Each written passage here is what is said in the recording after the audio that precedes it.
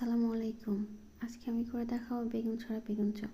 সেজন্য আমার লাগবে একটা ক্যাপসিকাম, যেটাকে আমি ভালোভাবে কেটে নিয়েছি এবং বাকি অংশগুলো কুচিয়ে নিয়েছি।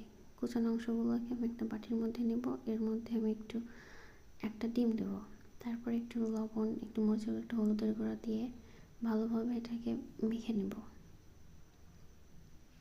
ভালোভাবে মেখে নেওয়ার পর একটা কড়াই নেব। কড়াইতে সামান্য পরিমাণ তেল দিয়ে ভালোভাবে গরম করে নেব। তেল দিয়ে চারিদিকে ছড়িয়ে দেব।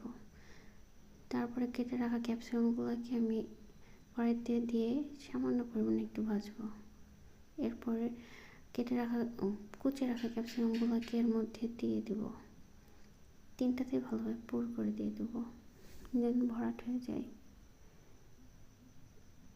ভরাট করে দেওয়ার পরে এবার আমি একটি ঢাকনি দিয়ে ভালোভাবে ঢেকে দেব।